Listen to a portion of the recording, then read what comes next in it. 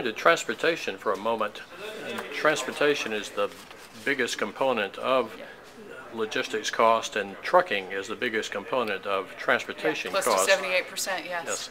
What happened in that last year, and what are you seeing so far this year? Well, the trucking industry was probably the most hurt by the recession, and a lot of that had to do with very abundant capacity chasing very few loads.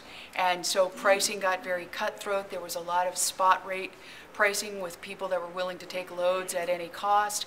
There was a lot of rationalization in the industry, as I've alluded to. We've had close to 150,000 drivers exit the industry. There was over 2,000 bankruptcies in 2009. A lot of the capacity has been rationalized out. Even bigger fleets have just made the decision to go a little bit leaner.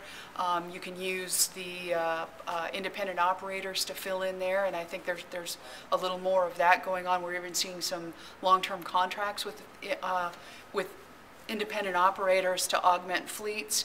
But the biggest thing was that rates weren't able to go up, and you're seeing length of haul, absolute length of haul fall. You saw a lot of blurring of lines where short haul carriers were going after longer hauls, long haul carriers were coming down into shorter haul as everybody was just trying to get a piece of the market. Trucking has actually, shipments, truck tonnage is up for the last couple of months, which is a good sign, but we're only operating at 75% of capacity. Normally we're up around 90–95% of capacity. So we've still got a lot of play in there, but the bottom line is that with trucking being the biggest part, the most popular mode for moving things, it's going to be the first one that's going to feel the squeeze in capacity when we start getting up. The railroad industry was also as damaged. It went down 20% as well during the recession, but it's in a much better shape for coming back because they didn't sell off their assets. They're parked off on sidings. They furloughed the employees that they furloughed. They've been bringing them back slowly, and they've had 90% rate of returns. That's one of the things in the trucking industry. We had a large number of them find other jobs.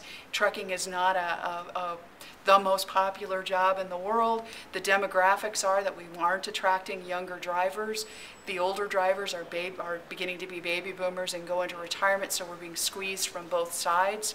We're going to have a lot more stringent safety regulations coming into play in November, which is going to have an impact also on the number of drivers because some will be declared unsafe and be pulled. So I think the trucking industry is in a good place in the short run to pick up the slack, but they're going to get considerably constrained. The railroad industry is in great shape for returning and being able to handle capacity.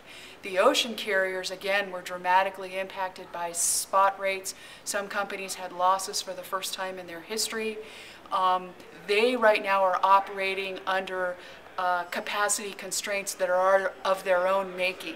There is sufficient capacity out there, but because the ships aren't traveling at capacity, they're not bringing them back online. They're still sitting at anchor. In addition, we've got new, very large ships that have been coming into the industry because of the long pipelines, and so we've got abundant capacity in that industry, but they must raise their rates in order to survive, and they're doing that by constraining routes. They've cut out routes. They've made a lot of adjustments.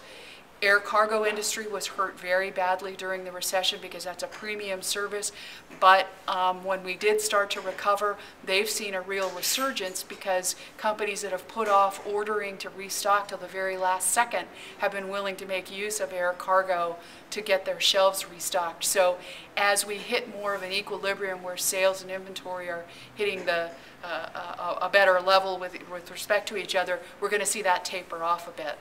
How should shippers respond to this?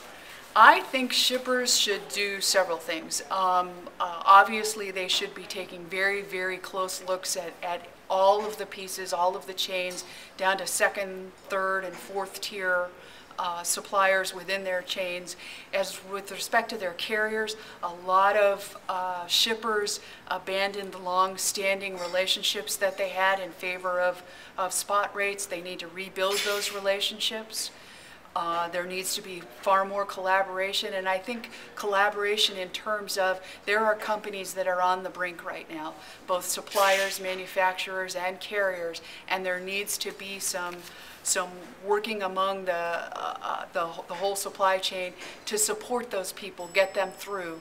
You know, maybe you offer them better terms right now, guaranteeing that you'll still have them online, or you know, I'll give you a guaranteed amount that I'm going to ship with you, give me a break in rates 2 or 3 years down the line. So I think there's going to be a lot more give and take and some creative solutions, and a lot more of trying to take care of everybody in your supply chain, because if one link drops, it's going to be a big hurdle to replace that link in the current environment. So the recovery is going to present an entire new set of challenges. Yes, yes.